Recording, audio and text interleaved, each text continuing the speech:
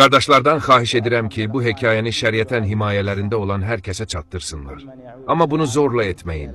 Bacınızı, qızınızı və ya həyat yoldaşınızı məcbur tutub gəl, qulaq as deməyin. Bunu nəsihət və ibrət olsun deyə mülayim bir üslubla edin. Bu hekayənin mənbəyi mənim yanımda işləyən və hələ də işinin başında olan meyit yuyan qadınlardan biridir. Səsi telefonumda yazılıb, gizli çəkməmişəm, özünə dedim. Filan kəs, səsinizi yazacağam.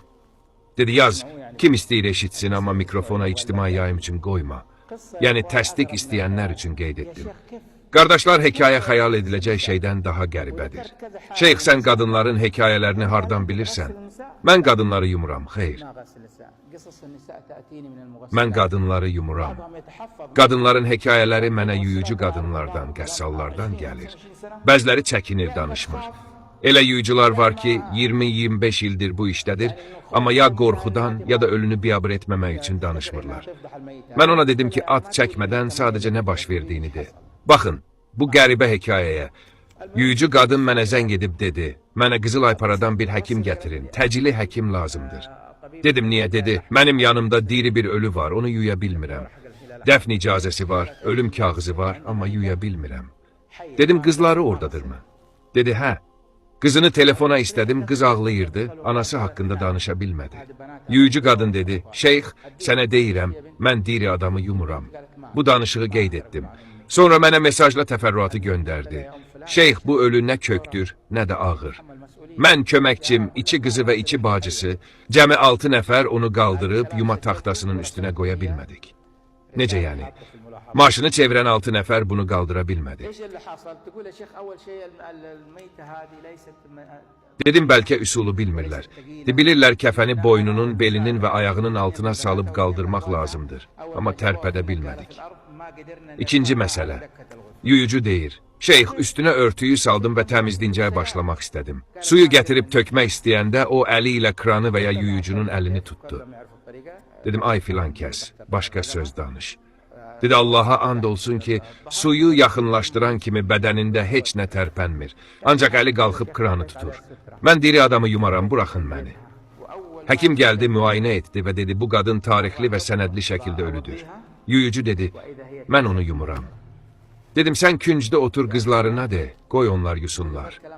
Böyük qızı əvvəldən ağlayırdı. Anasını qaldıra bilmədiklərini görəndə dözmədi, gəlib yuyucunun yanına oturdu. Yuyucu soruşdu, anan nə edib? Hara gedir? Dostları kimdir? Hardan gəlir? Nə cavab gözləyirsiniz? Qız Məkkə ləhcəsi ilə dedi, sənin nəyinə lazımdır? Biz səni bura yummağa gətirmişik, istintaq aparmağa yox.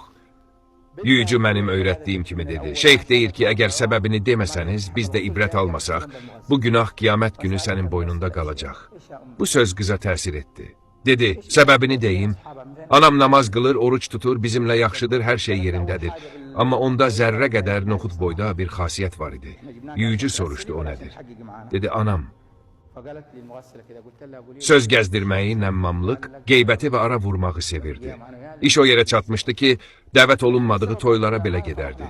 Bilirdi ki, Həlimə və Salihə o toydadır və aralarında problem var. Gedib Həliməyə deyirdi ki, Salihə sənin haqqında belə-belə dedi. Sonra Salihəyə gedib deyirdi ki, Həlimə sənin haqqında belə dedi. Məqsədi onları bir-birinə vurmaq idi. Evə qaydanda isə sevincdən zığlıq çalırdı, qışqırdı. Deyirdik, ana haramdır etmə. Deyirdi, sizin işiniz deyil. Biz ona kasetlər gətirdik, şeyxləri dinlətdirdik, amma xeyri olmadı. Ən sonda iş o yerə çatdı ki, öz oğulları və qızları qardaşlar arasında ara vurmağa başladı. Məsələn, qızına deyirdi, bugün toya gedirsən, atan sənə niyə 200 manatlıq paltar aldı, amma Xədicəyə 2000 manatlıq. Niyə qardaşın Məhəmmədə Honda aldı, amma Abdullaha Lexus. Axırda hamını bir-birinə vurdu. Övladlar yığışıb dedilər ki, anamıza bir çarə qılmalıyıq, bu vəziyyət belə davam edə bilməz. Adımız pisə çıxıb biabır olmuşuq. Hamı məhəllədə bizi barmaqla göstərir.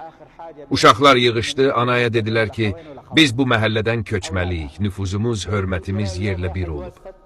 Bilirsiniz, ana nə dedi? Allaha qarşı təkəbbür göstərdi. Övladları ona, bu etdiklərinə görə Allah səni hesaba çəkəcək, dedilər. Oğulları dedi, Biz səni mühakimə etmirik, sən bizim anamızsan, sadəcə xatırladırıq. Ana dedi, məni kim hesaba çəkəcək? Dedilər, Allah Teala. Bilirsiniz, nə cavab verdi? Dedi, bilirsiniz ki, məni Allah hesaba çəkəcək? Onda sizin nə işinizə qalıb? Mən və Allah, haqq hesab çəkərik. Sanki Əstəvlah qardaşı və ya bacısı ilə haqq hesab çəkəcəkmiş kimi danışdı. Qardaşlar, and olsun ki, başıma çox belə hadisələr gəlib. Allahdan dünya və axirətdə gözəl sonluq diləyirəm. İştirakınıza və dinlədiyinizə görə təşəkkür edirəm. Çox uzatmaq istərdim, amma vaxtım məhduddur. Allah bu əməli öz rizasından ötürü xalis etsin.